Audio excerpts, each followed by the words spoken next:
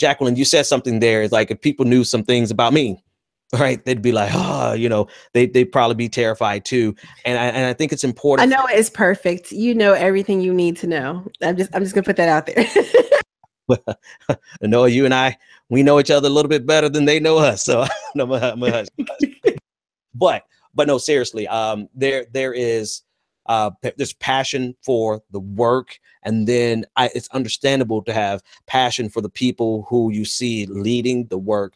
But I think it's vitally important that we intentionally separate ourselves from the people doing the work and the work that needs to be done. I think we don't create that distinction, that delineation, then that's going to always make us susceptible to hero worship that won't allow us to even consider that some of your favorites are problematic.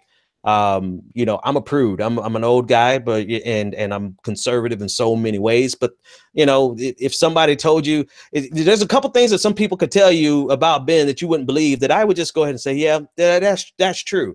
And I don't feel like we have to tell you all the bad stuff about ourselves. But if that's what it takes for you to understand that you really shouldn't put much stock in any individual person, put your stock into the movement and into the issues. So let's go with a Noah, and then Jacqueline, and then Jamie, if your signal is back, chime in on that for me really quick. Yeah, I agree. Like I said, I'm absolutely perfect except for my Slack tirades when I curse everyone out, but that's a whole nother story. But if you want to hear why I will not run for office, you can check out Brandon's episode of the Discourse with me. Guest on it. Huh? Did you say that on the Discourse? Yeah, I explained why I wasn't going to run for the office on the Discourse. Anyway, you got to check out Brandon's show. But anyway, so but no, I absolutely agree. And we also got to be really careful how we're talking about these issues, right? Because we don't want to say, even though I know people are like, well, whatever, it's all bad. But if the accusation is sexual harassment or sexual or unwanted touching, sexual assault, right? Then we should not be calling it rape, because rape is something that's very particular, specific. Yeah. We need to be very clear with what we're talking about. We need to make sure that if we don't have the vocabulary, if we don't have the know-how to have the discussion, we need to start getting in the habit of asking questions and seeking out people who could help us work through things. Because there are quite a few things that I need help working through. Actually, my 16-year-old kind of helps me work through some of this stuff too. Because you know, the younger kids, because when we were coming up, we didn't get it, and it's not an excuse that we're a different generation and we didn't really have these conversations. Like you know, we've talked about before. I mean, like as a kid, like in the hood, we played a hide and go get it, like that, which is a very risky, not okay game. Right. And my son is in the background laughing at me now. But seriously though, right? There are instances, there are ways that we experience intimate interactions when we're growing up, particularly when I was growing up in an urban neighborhood in the 80s and 90s, that is not very healthy. And by today's standards could be considered criminal, you know? Right. But we also need to reteach and reprogram ourselves, because some of us have learned things that are not right. It's not healthy. That doesn't necessarily make us bad people. We just have more learning and growth to do. Let me go ahead. Yeah, go ahead. Okay, I was gonna say, like, I will give one quick story about me that is worthwhile, because I think what's super important from a man's perspective is it's amazing how, let's just be real, it's amazing how much a man's sexuality at a certain stage is tied up in their friends. And the opinions of their friends and what their boys are going to say about it. And I never forget when I was borderline, I had gotten like my feelings hurt. I don't know which girl it was, what year it was. I know it was like my freshman, maybe sophomore year in college, that I really started to borderline being a simp, being a fuck boy. And I really started, you know, I was telling my boy how I was gonna, you know, I'm gonna show them, I'm gonna start this music label. It was grandiose and problematic. I'm like, I'm gonna start this music label. I'm gonna make all this money, and I'm gonna show these girls that these girls ain't about nothing. They're gonna be, you know, serving. You know, I was angry, lashing out, and one of my friends heard it. Now, this is a friend to this day. Like, he was in my wedding, and he looked at me. He said, "Yeah, I'm gonna say exactly how he said. He said, nigga, you got problems." he just straight out told me, nigga, you got problems. And that, hearing him say that, changed probably 70% of my trajectory towards my relationship towards women, because I looked at my friend and I'm like, why does he think I have a problem with this? Let me sit down and analyze why my friend thinks I have a problem about with the things that I said. And then, you know, in my anger, you know, it cleared the clouds away. And I realized that's just not some stuff that you do, right? And it took some time. And I said that story for this one reason only. Men, we have to do our part in this and tell people that they have issues. Tell other men, you have issues. What you're talking about right now, you don't. This is not normal. This is not healthy. It probably is illegal in most cases. And those are things that we need to be able to say to each other, because if we don't, then we're going to be co-signing on behaviors that should never be co-signed on. Let me toss it to Jacqueline. Uh-oh, where is it? There you go. We can hear you now. Oh, we lost you. And now hit it one more time. Okay, let me do it again. Okay, there we go. Yeah, that's one of my terrible flaws. I'm impatient. I just stuff it right now, and I cuss a lot. So, which is also why I will never run for office. But yeah, the whole focus, especially in the progressive movement, that has man, it's kind of it's perplexed me. I don't even think that's the right word. It's not that it's perplexed me. It has it's made me, it's driven me to anger. Let me just say it. It's just driven me to just rage how people are so fixated on personality in the progressive movement.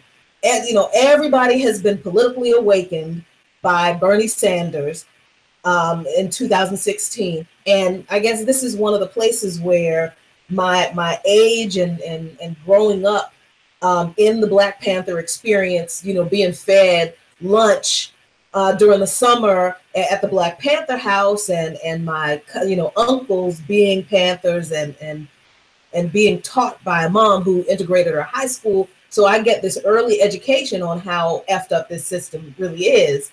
And so, you know, everybody finding out in 2016, half of the stuff that I knew when I graduated high school was like, well, welcome to the struggle, I guess. Yeah. You know? But then people fixated on like these 5 issues or 2 or however it was. And then they splintered off into who spoke their particular truth in a way that they liked the best. Right? Who talked about these particular issues the most? If people weren't talking about the DNC lawsuit, then people didn't want to listen to them. If people weren't talking about Hillary Clinton and rigging the primaries, then people didn't want to listen to them. And dear God, if you talked about Black issues, didn't nobody want to listen to you at all. You know? So this whole personality-driven movement is such a detriment to the actual work, because as we have learned, the work is going to be here regardless who does it. Right. So your personality, your favorite personality, and especially for those of us who are a little older, and I know it's true for people who are much older than me, who watched their leaders die. Yeah. You know, be targeted for imprisonment and never to be seen again, still in prison after 40, 50 years.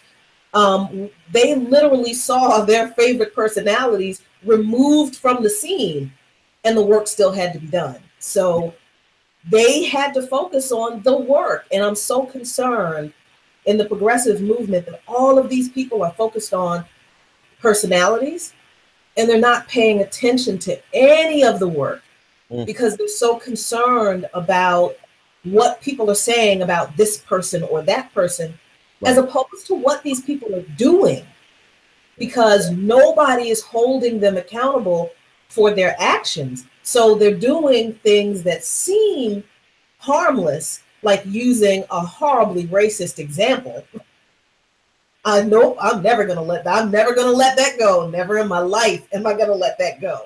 I'm sorry. Wait a minute. Hang on. Like that's a great inside joke that I'm not even privy to. Or you mean claiming that someone of import nationally, that's a black figure, was racist directly to your face, and that never actually even happened, right? Okay. That's the new lie. Yeah, that is the new lie. That's lie on top of a year of lies. Hang on. That's two inside jokes. Like I like to be on the inside of the inside jokes. Now is it something we can't discuss on there? Y'all just have to tell me offline. Well, see, I don't want to hijack this conversation for that conversation. All right, tell me offline then. But it is a part of the conversation. It is. If we couldn't deal with that with honesty and recognize that kind of behavior, racism, exists in every movement where you've got a lot of disparate white people who were formerly completely oblivious to political corruption and malfeasance, and all of a sudden they're hurting now and they want